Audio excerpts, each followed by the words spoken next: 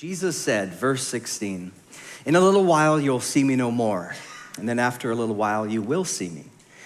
At this, some of his disciples said to one another, "What does he mean? In a little while you will see me no more, then after a little while you will see me, because I'm going to the Father." And they kept asking, "What does he mean by a little while? We don't understand what he's saying."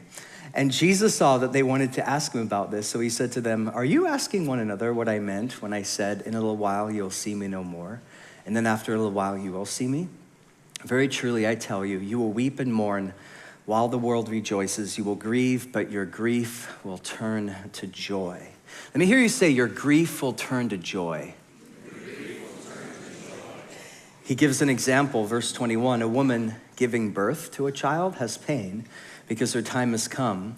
But when her baby is born, she forgets the anguish because of her joy that a child is born into the world. So with you, now is your time of grief, but I will see you again and you will rejoice. No one will take away your joy. In that day, you will no longer ask me anything. Very truly, I tell you, my Father will give you whatever you ask in my name. Until now, you have not asked for anything in my name. Ask and you will receive, and your joy will be complete." Verse 25, "Though I've been speaking figuratively, a time is coming when I will no longer use this kind of language, but will tell you plainly about my Father. In that day you will ask in my name. I'm not saying that I will ask the Father on your behalf. No, the Father himself loves you because you have loved me and have believed that I came from God. I came from the Father and entered the world. Now I'm leaving the world and going back to the Father." And Jesus' disciples said, "Now you're speaking clearly without figures of speech. Now we can see that you know all these things and that you do not even need to have anyone to ask questions. This makes us believe that you came from God." Verse 31, "Do you now believe?" As if raising Lazarus wasn't enough. He's like, "Really? Seriously? A time is coming, and in fact has come, when you will be scattered, each to his own home. You will leave me all alone. Yet I am not alone, for my Father is with me." Verse 33, "I have told you these things so that in me you may have peace. In this world you will have trouble, but take heart, because I have overcome the world." A few years ago, I came across this fascinating book. Maybe some of you have seen it. It's called Last Words of Saints and Sinners. And like the title suggests, it documents the last words of influencers and thinkers and leaders throughout history. And it was so fascinating to see because what is often spoken at the end of a person's life can in many ways reveal their ethos or can even be a summation of their thoughts or what that person was all about. For example, I saw in there Conrad Hilton, who started the Hilton Hotels. His final words were, "Always leave the shower curtain on the inside of the tub." Or this next one, it was by a French grammarian, Dominic Done.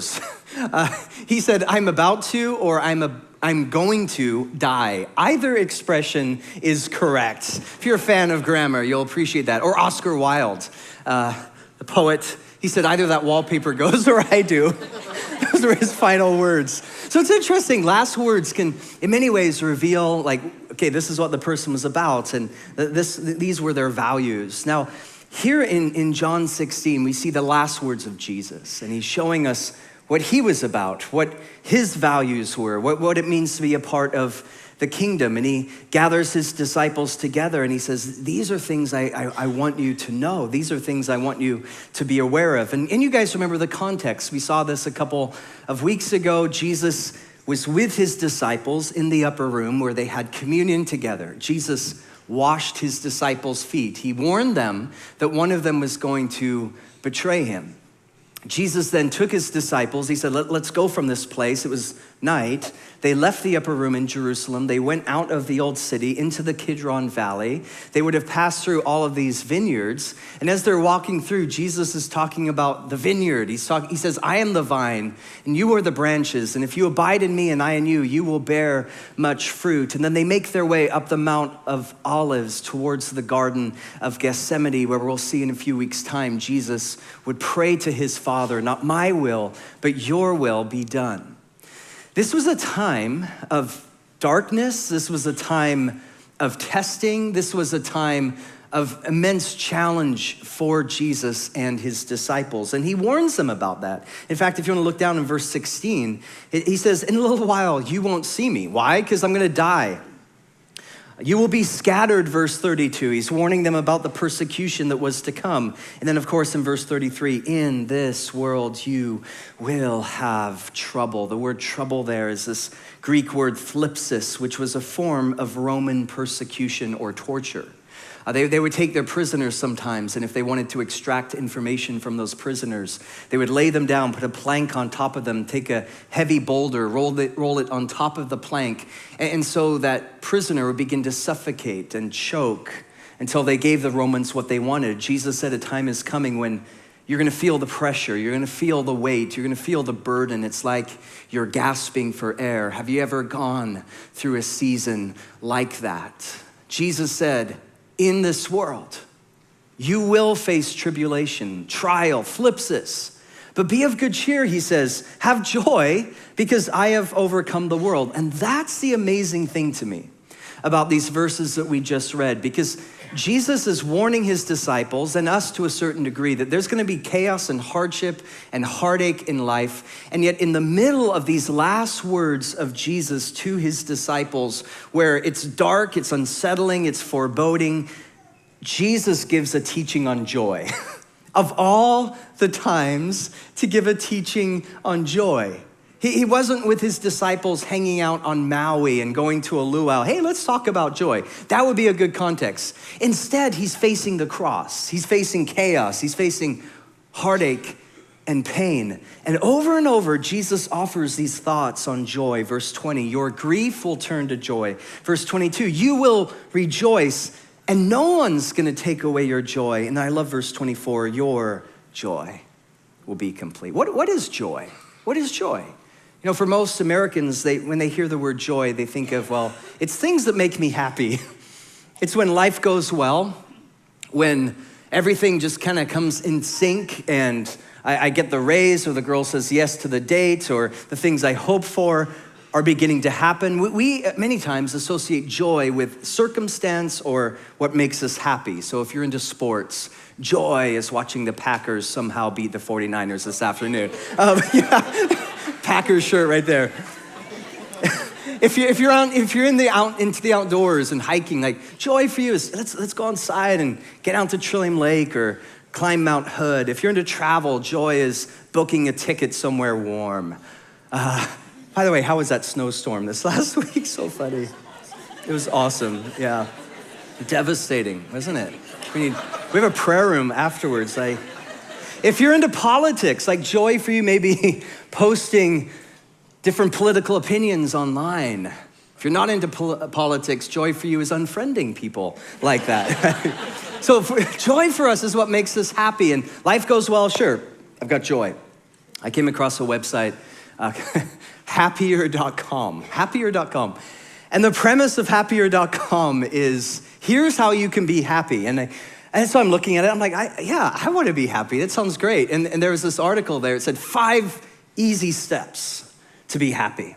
So I open it up. Step 1, be in possession of all the basics. Food, shelter, health, safety, check. Step 2, get enough sleep. Okay, I need to work on that. Step 3, have relationships that matter. Step 4, take care of yourself and others. Step 5, have work that interests you. And if you do these steps, this article was saying, you can be happy. Now, that sounds great, but it hit me like, that's not a reality for most of the people in the world. 3 billion people in our world live on less than $2.50 per day. So if the metric of joy is having favorable circumstances, then what that article is saying is that 50% of the world can never be happy.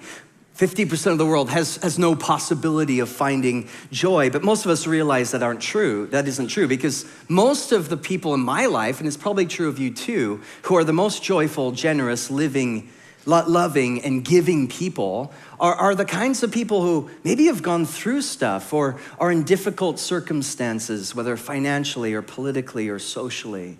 The University of California in Irvine, they did this really interesting study. I encourage you to check it out later if you want. It was about a year ago that it came out. And it's a long study, but I'll just summarize it for you. They created statistical models to analyze the relationship between income and emotions that they thought were underpinning happiness or joy. And what they found took a lot of people, including the researchers, by surprise. What they found is that people who scored high on the emotions of happiness were people, by and large, who had less income. And this was surprising to them, that they're scratching their heads trying to understand it, because kind of the common knowledge out there is, hey, the more money you have, the happier you have. And they're like, oh, our study has actually proven the opposite is so. Why is this? So they began to do some more research, and they began to dig into this more. And here's what they discovered. It's fascinating. They found that those who are struggling financially are more motivated to form bonds of community. And community provides something that money never can, right? It's hard to lose community. You can lose wealth. We could go through a recession. The market could crash. You could lose your health. But it's really easy to lose the stuff you've acquired. But losing close friends, losing those who are loved ones, well, that's a lot harder. I think this is why Martin Luther King Jr., who we get to celebrate his life tomorrow, he said those who are not looking for happiness are the most likely to find it. Because those who are searching forget that the surest way to be happy is to seek happiness for who? For others. That's the key. And this is what this article, this study that took years in the making concluded, is that true joy is deeper than money. It's deeper than income. It's deeper than circumstances. It's something that lasts. It's something that transcends circumstances. And it has something to do with relationship, intimacy, closeness. Jesus said, in this world you will have trouble. There's gonna be hard times. There's gonna be difficulty. But I have given you a joy that can never be taken away. Joy, the word joy that Jesus uses here is a fascinating word. It's an illuminating word. In the Greek language, it's the word kara. Let me hear you say kara. And it's translated as a settled state of contentment, confidence, hope. I love this. Awareness of the beauty and the power of God. Joy is the recognition that the fingerprints of God are all over your life, in the good times and the bad. One poet said, joy is the infallible sign of the presence of God. Presence, intimacy, closeness, community, connection. Joy is found in that space. So when my daughter was 2 years old, I'll never forget one night, she was having a hard time sleeping, and so I'm there, I'm talking to her, reading her stories, praying for her, and finally I'm like, okay, sweetie, it's time to go to bed. And so I get up and she's like, Daddy, no, don't go, please don't go. I'm like, why not? And turns out she's kind of afraid of the dark. I'm like, sweetie, it's okay. You don't have to worry about that. She's like, can you stay a little longer? She started to cry, just like that. I'm like, no, honey, it's fine. It really is fine. And she's like, Dad, just stay a little longer. Please be here. This is like the perfect illustration right here. It's all right. It's all good. It's all good. And so I get up and I'm like, honey, here's the pastor hat coming out. I'm like, sweetie, it's okay. Like, you don't have to worry because Jesus is with you. He's gonna be with you for hours, all night long. He's with you. And she looked at me, 2 years old, and she's like, Daddy, can you be Jesus? You see, that's joy. Joy is presence. Just be here. That'll put a smile on my face. And this is the word that Jesus is using. He wants us to know that joy isn't, is everything in my life going okay? Joy isn't, okay, did my team win? Joy isn't, did I get the raise? Joy isn't health. Joy is something to do with closeness, community, with God, and with others, which leads me to the first thing I want to say about joy. A few thoughts on joy today before we worship. Number one, joy is found in God. God is the source. God is the source. Where does it come from? It's him. John 15:9. I've told you this so that my joy may be in you. And what's going to happen? Your joy will be complete. Psalm 16, verse 11. I love this. there is fullness of joy. The word fullness, overflowing, a joy that cannot be contained. Fullness of joy. Where is it found, David said?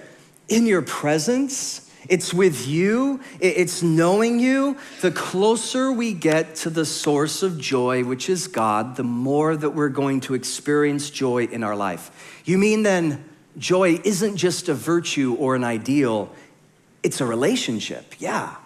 Joy is choosing where we orient our heart.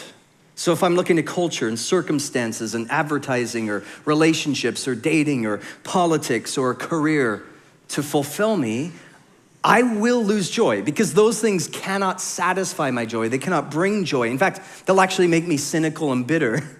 But if I turn to God and spend time with God, there is an overflowing joy that's found just in his presence. I can even tell kind of today, just looking at, like, some of you are just radiating joy. And my guess is either because you've had 8 cups of coffee or you spend time with Jesus this week. And there's something about just being with Jesus and in his presence that his joy just begins to fill you and flow from you. And it's not just that he is the source of joy. It really hit me this week. He says, my joy is going to be in you. Why? Because God, this is mind-blowing, God finds joy in you. What do you mean? Well, this last week I was reading Proverbs chapter 8. And Proverbs, if you've never read it, great book, but each verse could be its own sermon. And in Proverbs chapter 8, it's all about wisdom. And it's describing who wisdom is. It's like wisdom personified. And then I was reading some Bible scholars, and they're saying, Jesus is the fulfillment of wisdom, because there's this line in Proverbs chapter 8, it says, I was with God in the beginning. And in the Gospel of John, it says that Jesus is the Word, and the Word was with God, and the Word was God. He was there in the beginning. So Jesus is a fulfillment of Proverbs chapter 8. Jesus is wisdom. And so what I did then is I went back to Proverbs chapter 8, and every time I saw the word wisdom, I just put in the word Jesus. Oh my gosh, you gotta try this.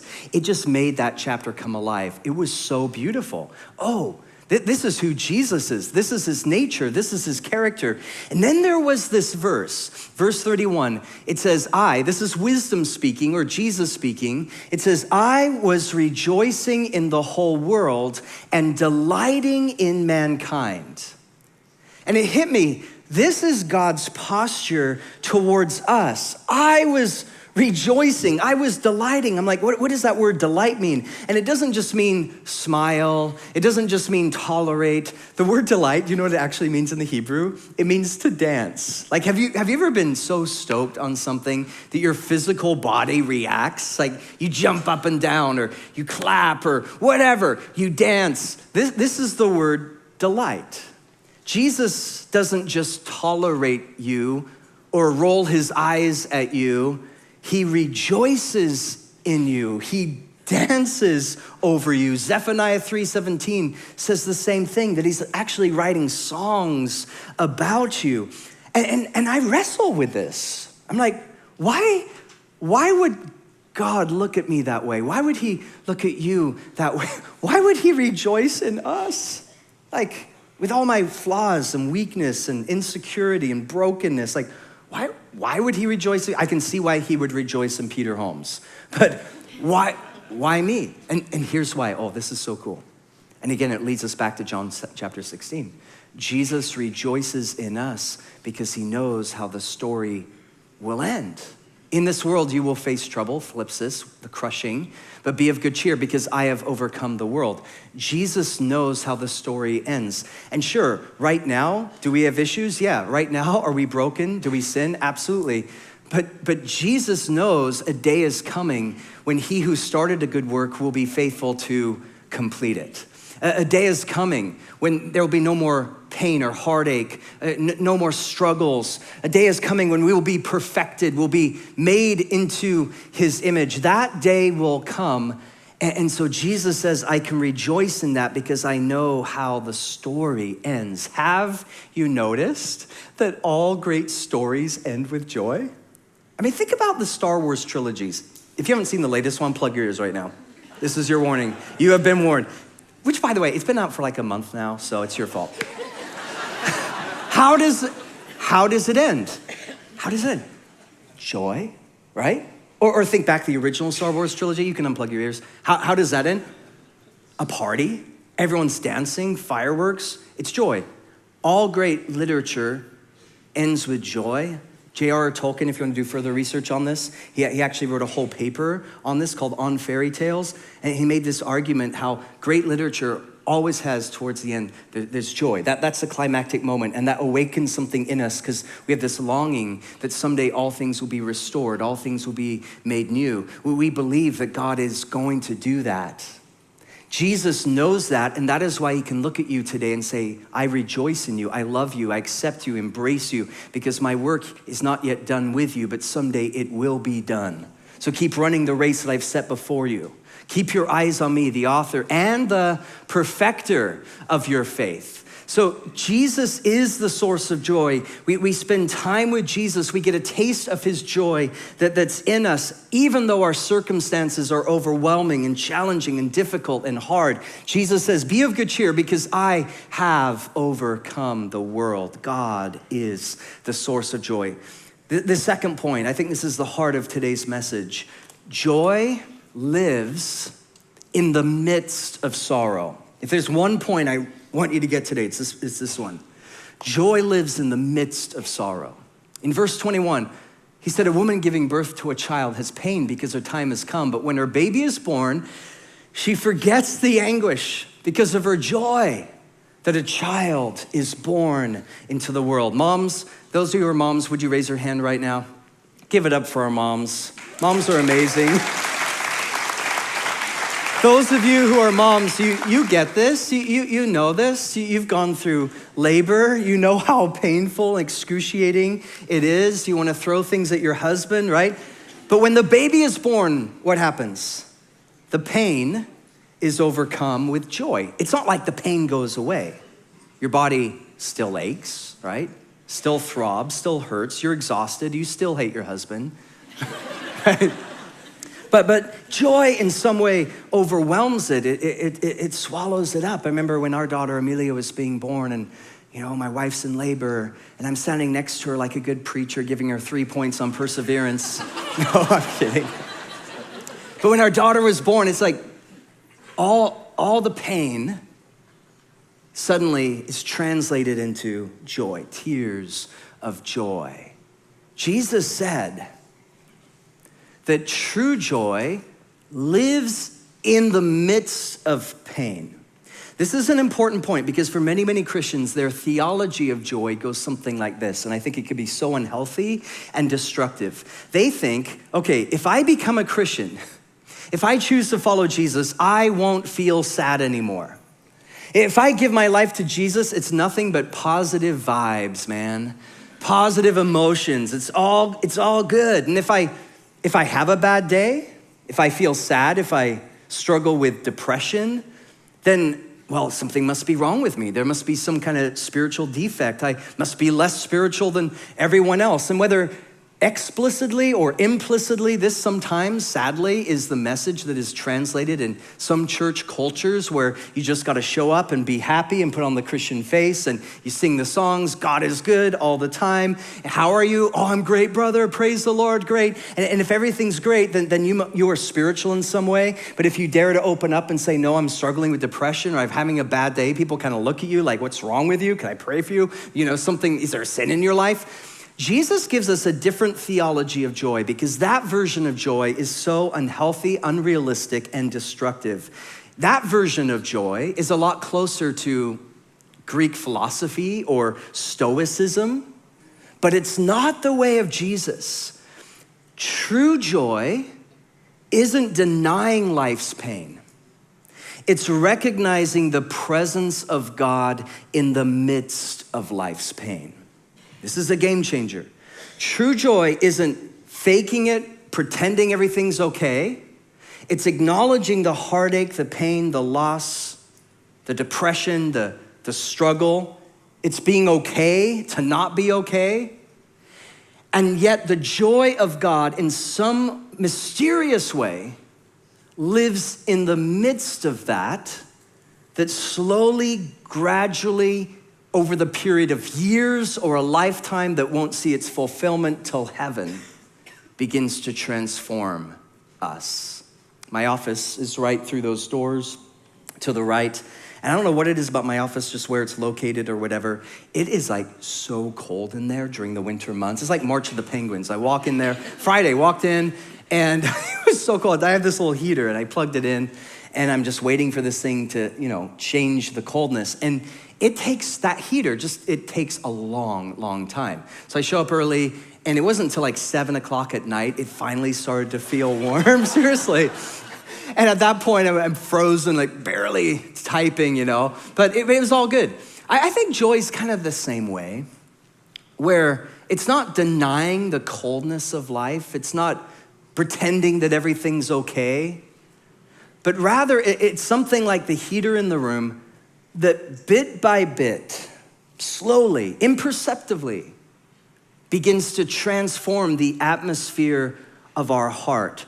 Joy is the counterintuitive hope that pushes back on the coldness. Joy reshapes the atmosphere. It's why Paul said, and this verse has been so real to my family and I recently, 1 Thessalonians 4, verse 13, we grieve, but not as those without hope.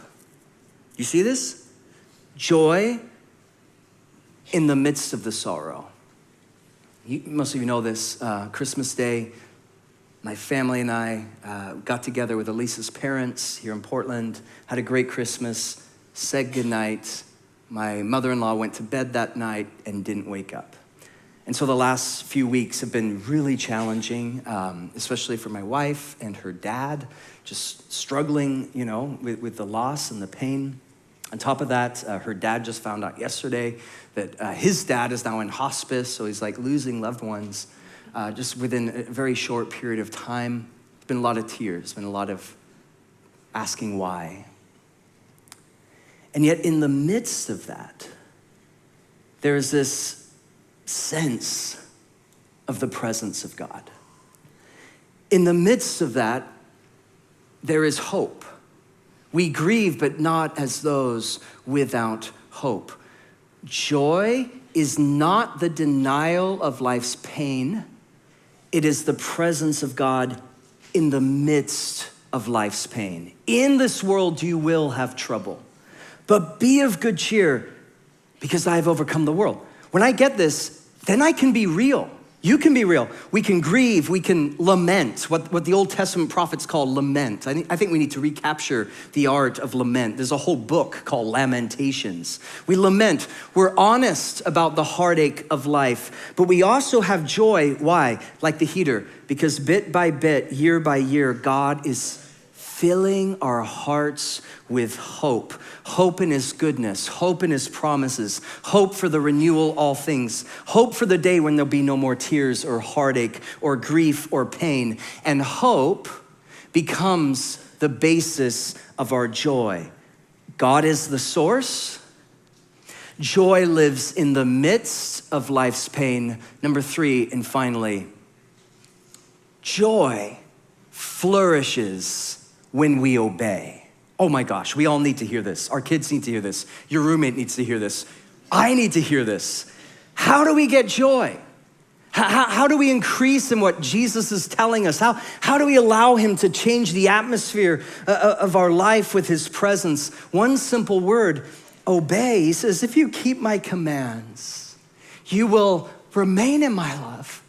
Just as I've kept my Father's commands and remain in his love, I've told you this so that my joy may be in you and that your joy may be complete. I want you to notice here, Jesus connects our experience with joy with obedience to him. Why? What connection is there? Number 1, when we obey, it gives God freedom to work in our life in the greatest possible way. When we disobey, it limits or it hinders what the Spirit of God could do. It's why Paul would use the phrase, don't quench the Spirit. If the Spirit is like a flame that wants to consume and burn up those parts of your life that are unhealthy and destructive, when I disobey, I'm quenching the work of the Spirit. I'm pouring cold water on what the Spirit is wanting to do. When I obey, it gives God room to work in my life in the greatest possible way. Number two, when we obey, and this is so practical, it brings with it a clear conscience. Have you noticed that when you're hiding things, or when we're lying, or living a double life, or trying to cover our tracks, what does that do to your soul? What does it do? Well, it creates a tension. It makes you self-conscious. It makes you insecure. You're always afraid of being found out or that people will see the true you. And that fear poisons our ability to authentically experience joy. The University of Notre Dame, they actually did a whole study on this. They wanted to know what causes us to lose joy. And you know what they found the number one thing is? Number one thing, rain. No, I'm kidding. That's true too, that's number two. They said the number one thing that causes us to lose our joy is lying. Isn't this interesting? And they said that when we lie, when we're hiding things, when we're duplicitous, it creates feelings of guilt, which causes stress to skyrocket and makes us more anxious and depressed and alone. But when we tell the truth, they said, this is amazing, anxiety and depression, just by telling the truth, decreases 54%. Joy starts to increase. Kierkegaard, he called this the anxiety of alienation. That when we separate what we believe from how we behave, he says there's a dysfunction. There's a disintegration. It's a form of self-sabotage. Many of you know this. A number of years ago, I was a missionary for 3 years in the South Pacific, and I taught at this little college in the middle of the jungle, in the middle of nowhere, no electricity, no running water. And I remember one time, everyone at this little college, there's like 20 students, guys who come around from all over, who are being raised up for ministry, along with 4 or 5 teachers. Everyone on this little campus was getting really, really sick, and we couldn't figure out why. Is there some kind of bug that's passing around? What's happening? Couldn't figure it out until I thought, you know what? I should check our rain catcher. Because we didn't have running water, the way we got our water was we had this tin roof on one of the huts, and we covered it with tin. The rain would come down. It rained a ton there, and it would go into the gutter. This old gutter then would feed into this massive rain catcher. That was our source of water, and it was really good, really sweet. And I thought, well, I should check our source of water because literally everyone here is sick. And I got this little stepping stool. I opened up the lid, and what I saw there has haunted me ever since. There was this gecko kind of lizard thing that had evidently gotten into the water. I don't know how many weeks earlier, because this thing was like swollen, way bigger than every gathering it gets bigger. He's like this big. But he had been in there so long that there were, not to gross you out, but here goes. There were pieces of him just kind of floating around in there. I'm like, oh my gosh. We've been drinking lizard soup. This is why we're sick. So I get all the guys together and we empty it out, we bleach it out, we clean it out, and within a few days, everyone was better. I think sometimes the reason that we don't have any joy, the reason that we're sick spiritually, the reason that there's something going on inside us, it's because there's a lizard in the water. There's something we've let into our life that should not be there, that God has been convicting us about, that God has been warning us about. And he says, until you deal with that, my joy is being constrained. And I want to give you my joy.